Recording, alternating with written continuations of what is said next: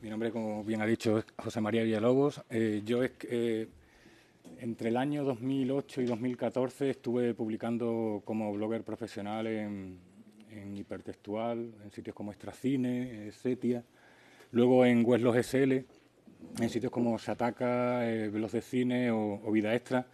Durante esos años, la mayoría de mis textos, hablara de cine o hablara de videojuegos, siempre hablaba de ellos de una forma muy amplia.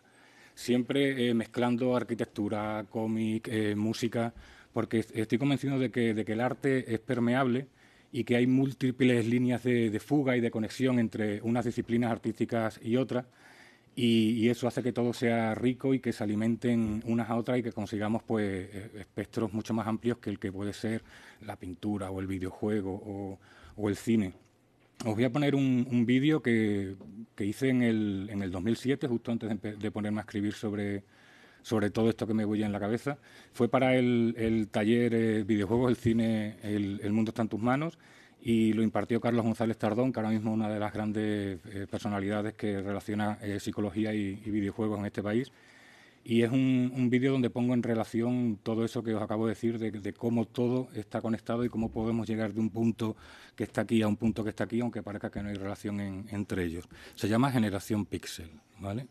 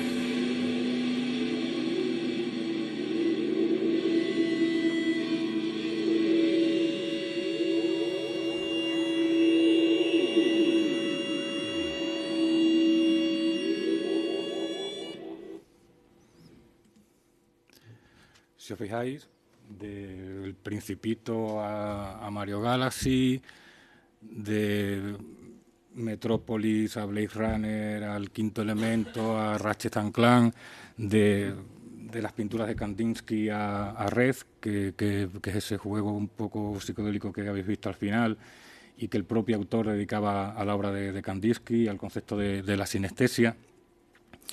Si buscamos la influencia principal que tienen los videojuegos siempre se han mirado en el cine. Digamos que las artes que nacen siempre buscan una especie de padre o de madre en la que mirarse antes de crear su lenguaje propio conforme van creciendo, ¿no?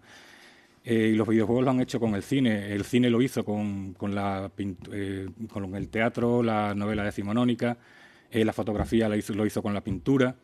Al principio en ese cine primigenio hubo una corriente que se llamaba Field Art, que se trataba simplemente de adaptar novelas clásicas o de teatro clásico para tener el beneplácito de lo que era ese arte madre, ¿no?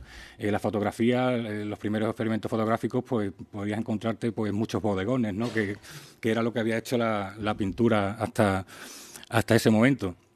Entonces el cine, es curioso como cine y fotografía al poco tiempo van empezando a desarrollar una serie de características y de herramientas que les dan una entidad como arte propio. Es curioso como los videojuegos, cuya evolución siempre ha ido de la mano de la tecnología, cuanto más poder y experiencia y capacidad para crear han tenido, han intentado parecerse aún más al cine, en el sentido en que cuando podemos parecernos más al cine no era al principio y ahora sí, y lo intentamos imitar, ¿no? Yo pienso que aunque mi libro sea cine y videojuegos, apuesto por la diferencia en el sentido de que el videojuego es una herramienta muy poderosa que abarca, que engloba todas las artes, al que añade el concepto de interactividad y que tiene herramientas suficientes y potencial suficiente como para crear su propio lenguaje. Y ya tenemos muchos ejemplos, ¿no? Ahora veremos por qué hemos cogido el género de terror, que es donde nos vamos a basar para este tema. Ya desde el principio del cine mudo, podíamos ver obras en las que se verían reflejados los géneros posteriores, ¿no? La comedia, el drama, el thriller. Y eso también pasa con los videojuegos. De hecho, tú ves un fragmento de una película de Buster Keaton y ves ese Mario primigenio de mediados de los 80 y ves paralelismos bastante evidentes, ¿no? Vamos a ver un ejemplo en el que se ve esto que os digo y que resulta sorprendente o no tanto.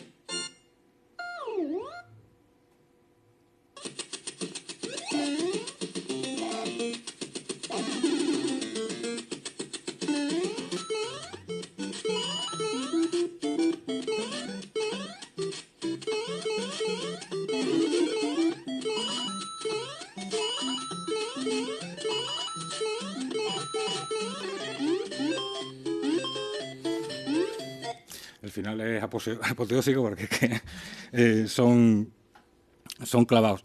Aquí se ve también algo que es un concepto que es bastante evidente, que siempre lo he dicho, y es que los videojuegos se mueven en plano secuencia. El ver una cámara como sigue en plano secuencia montado en una dolly o donde fuera en aquel momento, en un coche y tal, a Buster Keaton en un movimiento continuo, es lo que ocurre también con Mario. Es como si Mario empieza la fase y pinchamos la cámara en un carrito y lo vamos siguiendo en paralelo, ¿no?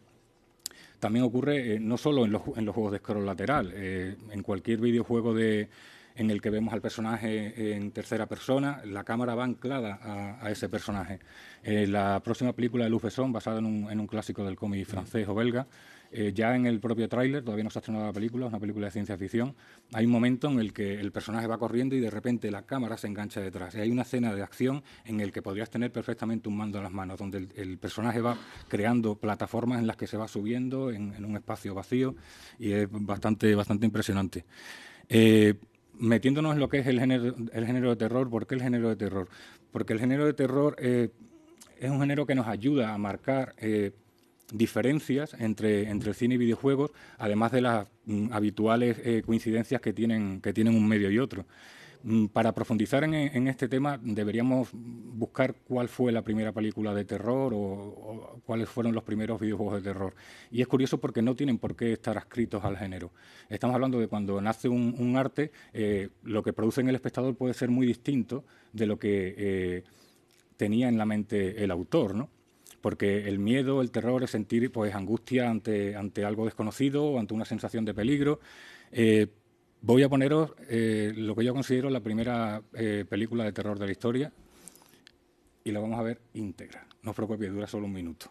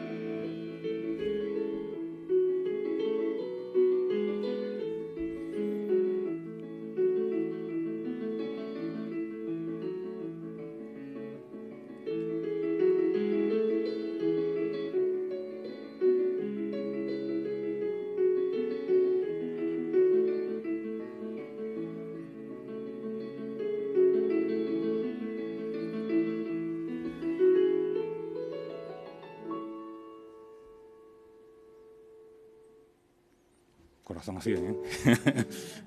Terrorífico. Esto es la llegada del tren que los hermanos Lumière proyectaron en lo que fue la primera proyección de la historia del cine el 28 de diciembre de 1896 en el Café Capuchinos de París. Estamos hablando de que, bueno, tenían 100 sillas, de las que se llenaron 35. Una de esas sillas la ocupó Méliès, que luego haría maravillas como El viaje a la luna, el comienzo de todo lo que conocemos ahora mismo en el cine, en cuestión de ficción, ¿no?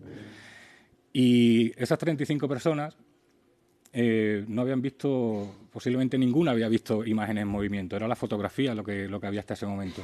De repente se apagan las luces y aparece delante de ellos un tren que se dirige de frente, ¿no? Cundía el pánico, porque la gente pensaba que de verdad un tren les iba a pasar por encima. Esto lo reflejó muy bien en esa carta de amor por el cine, que es la invención de Hugo, la adaptación del cómic que hizo Scorsese, que yo, mira que siempre tengo en mente esa primera proyección de la llegada del tren y por fin Scorsese le dio imágenes en un par de momentos en la película, ¿no? Esa carta que es al cine de amor al cine y a Méliès, ¿no? Pues evidentemente al día siguiente la sala estaba a reventar, ¿vale? Ya no cabía la gente en las 100 sillas aquellas. Y Méliès se fue con una cámara alquilada bajo el brazo. De la misma manera, en los videojuegos, pues yo qué sé, no tienes por qué sentir miedo a lo mejor en ciertos tipos de juegos, pero ¿quién no ha sentido auténtico terror en algo así?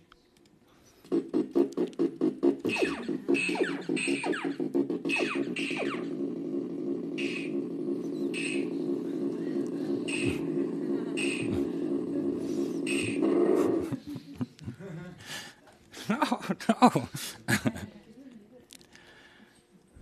Entonces es evidente que bueno, que cuando empiezan ciertas expresiones artísticas, pues buscan su lenguaje, ya se empiezan a fijar los géneros y está bien echar la vista atrás para darse cuenta de estas cosas, ¿no? Otro elemento que tendría relación con el terror, el miedo, la angustia, sería el suspense. El suspense, pues ese momento en el que estás agarrado a la silla o a la butaca por lo que está sucediendo en la pantalla o bueno, cuando tienes un mando en las manos. Vamos a ver un fragmento de Las dos tormentas de Griffith. Griffith es, digamos, el padre del lenguaje del cine. Se dice que inventó tantas cosas, ¿no?, en cuestión de lenguaje visual en el cine, que bueno, algunas de ellas pues están sacadas de la época y a lo mejor era un artículo diciendo Griffith inventó esto, firmado Griffith. Entonces, pues yo qué sé, en aquellos tiempos es un poco complicado ver quién inventó cada cosa, ¿no? Pero ve unos auténticos monumentos como el nacimiento de una nación o intolerancia y hay que decir, hay que quitarse el sombrero, ¿no? Vamos a ver un fragmento de Las dos tormentas, una película de 1920, y cómo trata Griffith el suspense. Recordad que estamos hablando de esos primeros 20 años del cine en el que se establece un poco la normativa a la hora de crear sensaciones en el público. Fijaos también en la escena, pensando de nuevo en los juegos de Mario. O sea, es como Mario va saltando de plataforma en plataforma, esquivando peligros, para salvar a la princesa Peach y estas cosas, ¿no? Pues tenés a Mario en la cabeza a la vez que veis cómo Griffith trata el suspense.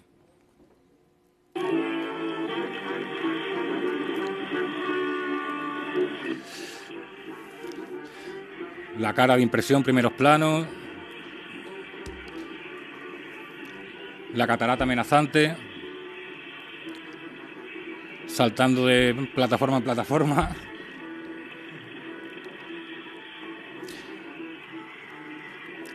Cómo la cámara se queda fija y se traga a los personajes.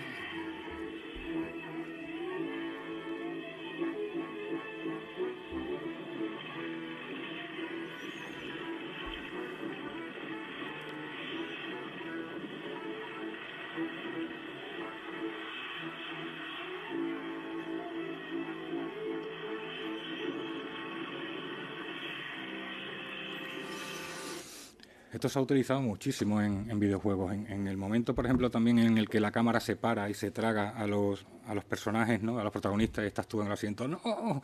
Hay videojuegos de plataformas de scroll lateral, ¿no?, donde la cámara va avanzando impasible y tú te desvives por no quedarte atrás, ¿no?, con los sucesivos saltos, ¿no?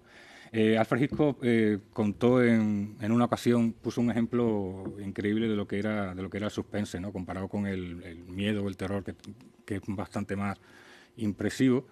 Y él nos hablaba de que imaginásemos una habitación en la que hay dos personas hablando, ¿no? Y están hablando durante un minuto, tranquilamente. Estamos viendo en pantalla cómo esas dos personas están hablando alrededor de una mesa durante un minuto. Y cuando pasa ese minuto, resulta que explota una bomba que había debajo de la mesa. Claro, el espectador se queda, ostras, qué impresión, que me he quedado... Y nos dice Hitchcock, ahora imaginemos la misma escena, pero mostramos la información al espectador desde el primer segundo de que hay una bomba debajo de la mesa que va a estallar dentro de un minuto. ¿Qué pasa? Que ese minuto en el que estábamos tranquilamente viendo a dos personas charlar, de repente se transforma en pero salís corriendo de ahí, que una bomba va a estallar dentro de un minuto, ¿no? Entonces tienes al espectador cogido en un puño en ese minuto que dura la secuencia. De la otra forma lo tenías despistado hasta que le soltabas el shock, ¿no? Hay un ejemplo en videojuegos de esto muy curioso y que está hecho de casualidad y sin que lo pretendiera el autor, ¿no? Estamos hablando de Star Maze, que es un videojuego. Lo que son los videojuegos en primera persona se popularizaron a principios de los 90, pero esto es un juego de principios de los 80, con lo cual era en primera persona, un personaje andando por un pasillo, pero de una manera muy rudimentaria, muy primitiva, ¿no? El caso es que Evans, que era el desarrollador del juego, soltaba al jugador en primera persona en ese laberinto, un laberinto que se iba moviendo. Y de repente, pues, daba la vuelta a una esquina y aparecía un tiranosaurio gigante que se lo zampaba. Claro, y decía Evans, es que esto es muy fuerte, es que si yo hago esto, a ver si le va a dar a alguien un ataque jugando y voy a tener problemas legales, o voy a suavizar un poco el impacto y tal, ¿no? Entonces el tío se dedicó a poner mensajes a pie de pantalla de cuando el T-Rex, a nivel de programación, lo había detectado, ¿no? Entonces salían mensajes como diciendo, el T-Rex te ha visto, o se escuchan pasos detrás de ti, o algo así, ¿no? Entonces, ¿qué ocurre? Que, claro, el jugador no se pega un susto cuando daba la vuelta a una esquina y se lo zampaba el tiranosaurio. Es que en cuanto veía al jugador ese mensaje se ponía a correr como loco porque sabía que el tiranosaurio iba detrás suya, ¿no? Entonces, digamos que antes era un susto y ahora es con el corazón en la boca todo el tiempo que está jugando, ¿no? Vamos a verlo, es complicado porque, ya os digo, es muy primitivo el juego, pero es curioso. Fijaos en los mensajes a pie de pantalla. Mira, os pongo desde el principio.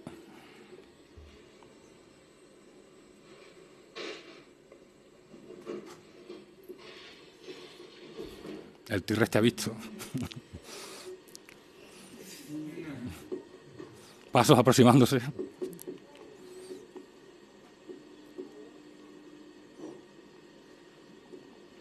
¿Te imaginas al pobre jugador con las teclas? Oh, por favor.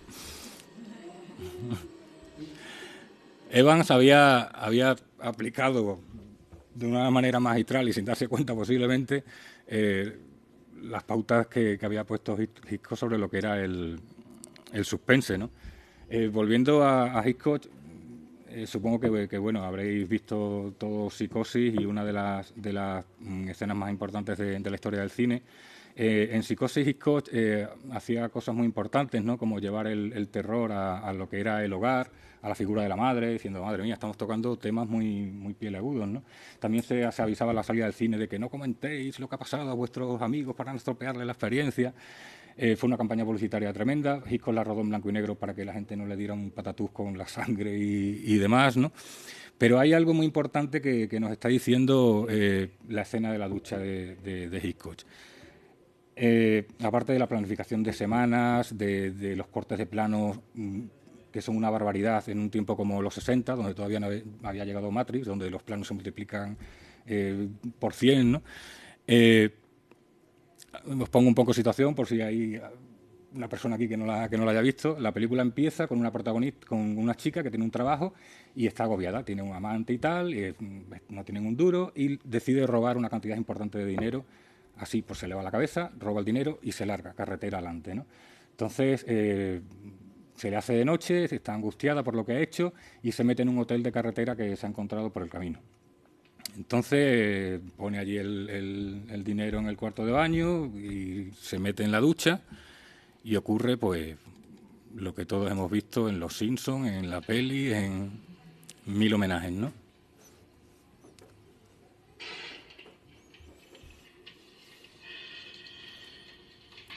Fijaos en la cantidad de planos que hay conforme luego se va acelerando la escena. El personaje que va a aparecer ahora se le pintó la cara de negro para que no tuviéramos manera de reconocerlo.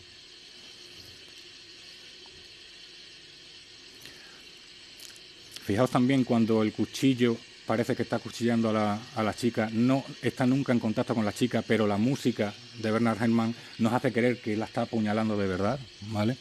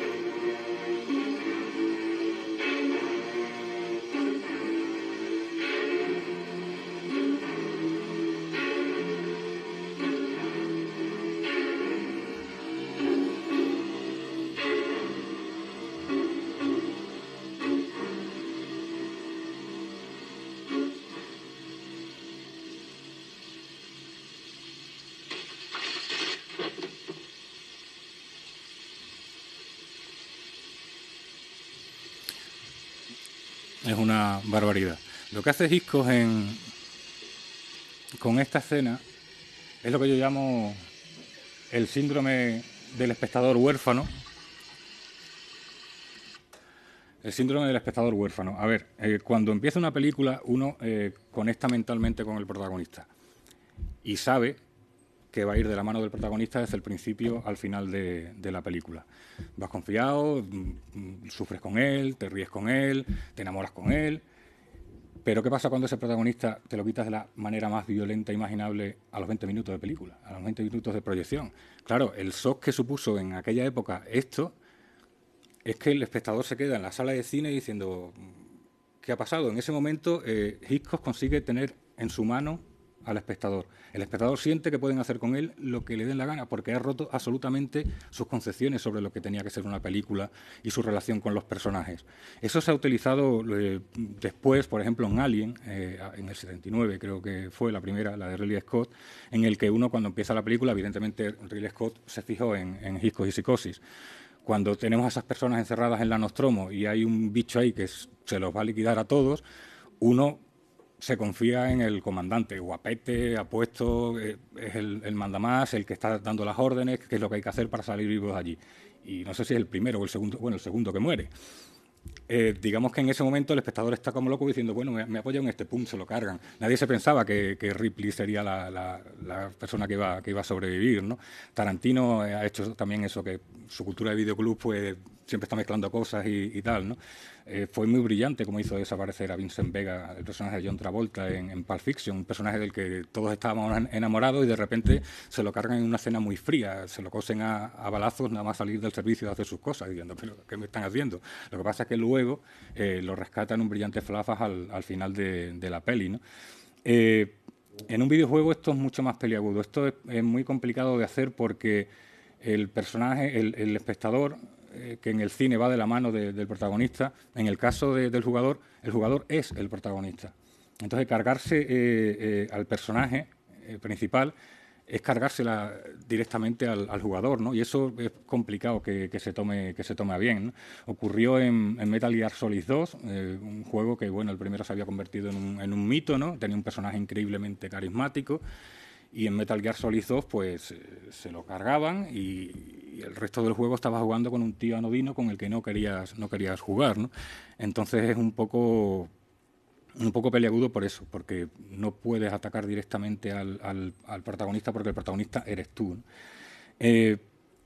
Hay otro síndrome que me he inventado que en este caso pues tiraría más hacia lo que es el terror psicológico, que es el síndrome del espectador violado, que es que normalmente cuando estamos en una sala de cine ejercemos de voyeur, ¿no? Esa cosa que tú estás sentado en la sala viendo lo que le está pasando a la gente que está en pantalla, ¿no? Haneke, que es un enfermo, Michael Haneke, si tenéis amigos, bueno, si tenéis enemigos podéis regalarle la filmografía de Haneke si les queréis fastidiar la vida. Haneke es un tío muy retorcido que en Funny Games, no la moderna no lleva a verla, aunque está dirigida por la americana, me refiero, está dirigida por el propio Haneke copiando plano a plano la peli, sino la original del 87. En Funny Games, Haneke se carga un montón de cosas que conocemos sobre el cine, ¿no? Es una familia que llega de vacaciones a una casa y de repente aparecen dos chicos modositos, bien vestidos y tal, ¿no? Y ejercen sobre esa familia una violencia inenarrable, ¿no? Psicológica, verbal, física. Claro, el espectador está allí sentado en la butaca diciendo qué tío más malo, y él está disfrutando con lo que le están haciendo también a la familia, horrorizándose, ¿no? Pero ahí en su cubículo seguro, ¿no? Pero llega un momento en Funny Games en el que eso se rompe. Y es un momento en el que ha desaparecido el perro de la familia y ella le pregunta a uno de los chicos que dónde está, ¿no?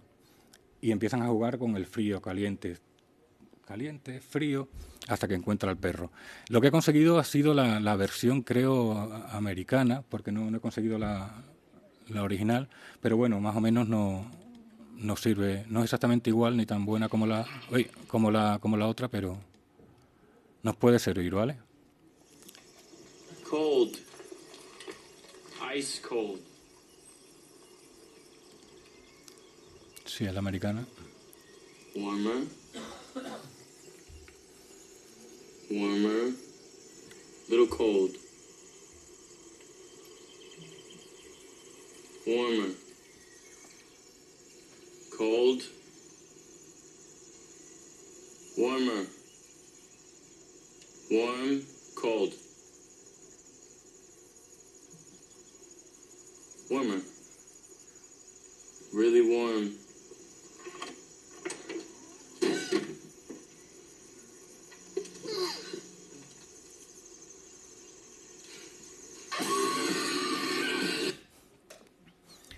Claro, ¿qué pasa ahí? ¿Sabes? Tú estás seguro diciendo, oh, qué malos son. Y de repente el tío te mira diciendo, mola, ¿eh? Te está haciendo cómplice de las barbaridades que le están haciendo a esa familia. O sea, de repente empiezas a sentirte sucio, empiezas a sentirte enfermo diciendo, ¿pero qué hago aquí? Porque directamente te ha puesto del lado de esos tíos a los que estabas juzgando moralmente o lo que fuera, ¿no? Es bastante curioso. Hay momentos en esa película en que mata a uno de los asesinos, la familia, y dice el tío, ¿pero esto qué es? El que está vivo coge el mando a distancia, rebobina la escena y hace que los dos sigan vivos, ¿no? Una serie de la película es muy loca. Esto de la ruptura de la cuarta pared se hace en el cine desde sus comienzos. Fue algo bastante sorprendente cuando en Asalto y robo de un tren, de un S. Porter, la primera película en la que se establece el montaje en paralelo y tal, la película terminaba con un pistolero dirigiéndose hacia el público y disparando varias veces, además era cine mudo, pero disparaba varias veces hacia el público, ¿no? Eso fue un escandalazo tremendo, ¿no? Estamos hablando de una época en la que todavía se decidía si cortar en este plano a un personaje, la gente no iba a pensar que ese personaje lo habían cortado por la mitad, ¿no? Se estaban estableciendo un nuevo lenguaje que la gente tenía que comprender, ¿no? En los videojuegos se ha hecho bastante y de forma muy brillante. En Metal Gear Solid, el juego que os comentaba antes, hay un momento en el que el personaje, el protagonista, llegamos a una sala en la que hay un malo de esto con poderes, ¿no? Y te dice, tengo poderes psíquicos. Y tú estás ahí con el mando, ya estamos. Y te dice, te lo voy a demostrar. Suelta el mando y ponlo encima de la mesa. Tú dices, pero me está hablando a mí. El personaje ese está pasando por encima del personaje de ficción que tiene delante y te está hablando directamente a ti que controlas ese personaje. O sea, es un ejercicio lingüístico en ese sentido increíble, ¿no? Solid Snake, el protagonista, te mira como diciendo, hazle caso a ver qué pasa, ¿no? Entonces tú sueltas el mando encima de la mesa y Psychomantis, que es el personaje este, te dice, ahora voy a mover el mando. Y claro, el mando tiene tiene vibradores puestos y tal, ¿no? Dice, voy a mover el mando, y de repente en tu casa, en tu salón, el mando empieza... Tú dices, no me puede estar pasando esto. Dice, y además te puedo leer la mente. Y tú dices, bueno, ya lo que sea, ¿no? Soy tuyo, ¿no? Y dice, ¿te gusta jugar a Silent Hill? Digo, pues sí, jugué ayer. Lo que está haciendo ese personaje, a través de Hideo Kojima, que está también loco, es que está leyendo los datos que tienes guardados en la tarjeta de memoria de la consola en aquel momento. Y sabe a qué cosas has jugado. ¿Te gustan las aventuras? Porque has jugado a tal juego, ¿no? Entonces, es bastante loco porque es una ruptura de la cuarta pared que te recuerda que eres tú el que está controlando a un personaje, ¿no? En lo que comentábamos al principio de que los videojuegos se movían en plano secuencia, y más adelante que los videojuegos, conforme avanzan tecnológicamente, quieren parecerse al cine, es curioso porque ese plano secuencia se rompe en cuanto los videojuegos se apoyan en el cine de una manera inédita a principios de los 90. Normalmente la cámara es fija, sigues al personaje, solo cambias de plano cuando cambias de fase a los 10 minutos, pero en el género de terror se empezó a concebir el montaje. El montaje en un juego como Alone in the Dark, que luego cogería Resident Evil, ¿no? Se jugaba con planos fijos. Entonces tú entrabas en una sala y había un picado enorme que lo que quería hacerte era sentir angustia, o un contrapicado. Entonces tú ibas pasando de una habitación a otra o te ibas moviendo por una sala y las cámaras cambiaban. Entonces veías al personaje desde una perspectiva distinta. Entonces, digamos que el montaje y los cambios de cámara los estaba creando el propio jugador al desplazarse por la sala. En juegos como God of War, por ejemplo, cuando llegas ante un enorme mausoleo donde dentro hay enterrado, ¿no?, el caso que tienes que meterte ahí, ¿no? Y es una edificación impresionante. Cuando empiezas a moverte, por ejemplo, siempre la cámara ha estado enganchada a unos metros. Kratos, el protagonista, empiezas a moverte hacia esa construcción enorme, la cámara empieza a alejarse para dar a entender la gran labor que te espera ahí dentro, ¿no? Son lenguajes cinematográficos totalmente implementados en lo que es el cine. Esto siempre desde el punto de vista de cuando la cámara se encuentra fuera de lo que es el personaje, ¿no? Cuando vemos al personaje moverse en pantalla, que puede ser pues Mario, el Link, Solid Snake, de Metal Gear Solid. Pero ¿qué pasa cuando está la primera persona como un género en sí mismo dentro de los videojuegos? Rodar una película en primera persona siempre, una película entera es muy, muy complicado, ¿no?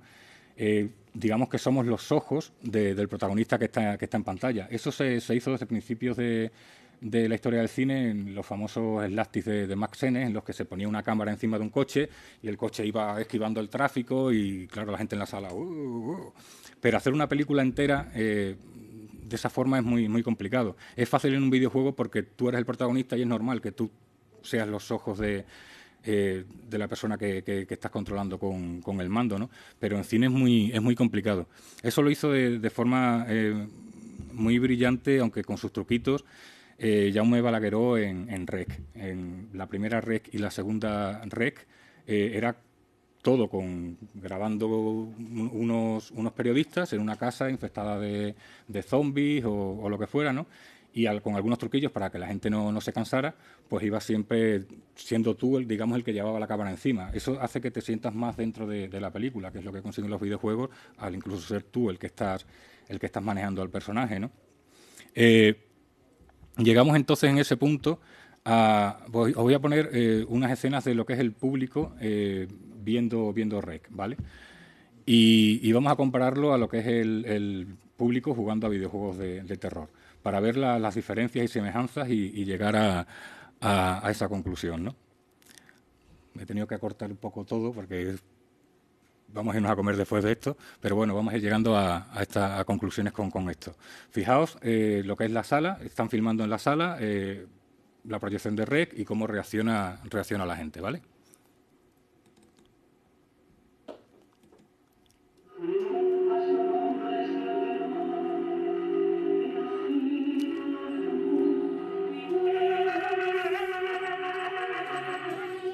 Ay, no, perdón. Este es el tráiler de la 2. No tenemos tiempo.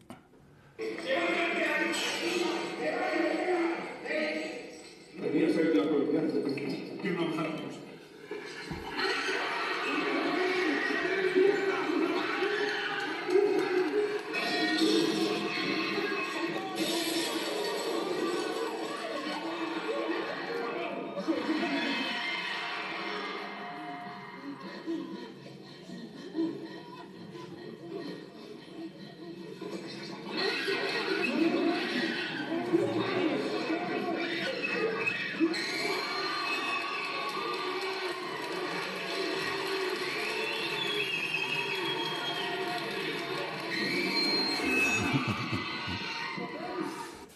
Piensas que ha muerto alguien viendo la película, porque eso es cómo reacciona la gente viendo una película de terror, ¿no? Ahora vamos a ver cómo reacciona la gente cuando está jugando a juegos de terror y ahora vemos qué diferencia una cosa de otra. Voy a poner primero la primera parte del vídeo y luego un punto que es el que me interesa. En principio parecen muy parecidos, ¿vale? Esto es gente jugando a Amnesia. Amnesia es un juego que trata mucho de lo que es el terror de Lovecraft y te ponen sin ningún tipo de defensa en una casa gótica y cada vez que aparece algo ahí sales corriendo porque no puedes hacer nada y encima te vuelves loco porque los sustos son tremendos. La gente lo pasa fatal, ¿vale? Con este juego. Es de Frictional Games, no sé si eran alemanes, eran del norte de Europa y uno de los desarrolladores es cordobés, o sea que cuando por fin quedas con él lo atosigas a preguntas, ¿no? ¿Cómo hicisteis esto y tal? Entonces vamos a ver. Es muy oscuro, porque el juego es muy oscuro, pero se ponen sobre pantalla lo que dice la gente, ¿no? Y dicen muchos tacos, menos mal que están en inglés, ¿vale? Please, please, please, please, please. Think he's gone. Okay, he's not gone! He's not gone! No! He's not gone! Oh, Jesus Christ, look at his face! Oh, no! They're going down the boat now! Bro, I've got no oil! I've got no oil! And he's like, what the fuck? Oh my god! Oh! Oh no no no! Oh fuck! Oh my god! No no no no no no no no! Oh! Oh! Oh what do I do? What do I do? Oh my god! Es buenísimo. Pues vamos a ver ahora la parte que me interesa para mostrar ya las diferencias entre una cosa y otra. Continúa el vídeo aquí y aparece algo que ahora...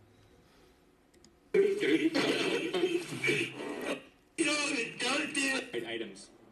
I'm allergic to Aquí. murdering. Well then, oh shit! Darn it! Oh my god! What the ball? Oh, my actions. Oh god! Exactly. Oh my god! Oh god! I feel really bad. This is gross. Whoever made this game is really messed up. Fijaos ahora That was evil. That was evil for the game. en, Don't kill me. You said but en el tipo este. Let's tell scary stories. Está delante de una puerta, Let's tell a happy story. vuelve con otras cosas, Oh shit. Oh shit. So I y de vez en cuando al tío este. He's coming. He's coming. What's going on? Oh god, he's coming. I had a sandwich. And then there was a monster and he killed everyone. No. Take that part out. ¿Qué significa esto? Cuando vemos una película de terror, nos ha pasado a todos, ¿no? En el cine y tal. Si no lo has gritado, lo piensas, ¿no? Y es... No abras esa puerta, no vayas por ahí, pero ve acompañado. Voy a ir solo por no sé qué. No vayas solo, que está el malo que te va a clavar el cuchillo, efectivamente. Se va solo y hace el tío, pum, con el cuchillo, ¿no? Siempre estamos gritando desde nuestro asiento, a voz en grito, o pensándolo, diciendo, ¿pero qué haces? ¿Qué ocurre cuando eres tú el que tienes que ir solo? O lo típico de, no abras esa puerta, abres la puerta y está el malo ahí detrás. Pero ¿y cuándo tienes que abrir tú esa puerta? O sea, desde aquí tenemos a un tipo que está delante de la puerta y no es capaz de abrirla, porque es él el que la tiene que abrir. Entonces está diciendo, venga, tú puedes, que no, es que tal, es que detrás, ¿qué va a pasar? Está aterrorizado. ¿Qué ocurre? Que en un videojuego, cuando no haces nada con el mando, la narrativa no avanza. Pero claro, este hombre, pues después podría haber estado 10 minutos o 3 días, pero al final o dejas el ordenador o tiras para adelante y tienes que atravesar esa puerta, ¿no? A lo que voy es que son experiencias maravillosas el cine y los videojuegos, y la diferencia estriba principalmente en el que en el cine vemos como esas puertas las abren otros personajes, y en el videojuego esas puertas las tenemos que abrir nosotros. Que sea algo maravilloso lo que nos encontremos detrás, pues ya depende de los desarrolladores, de los directores, pero siempre esperando que nos den una visión inolvidable en nuestras vidas gracias a esa cosa tan maravillosa que es el arte. Muchas gracias por haber asistido.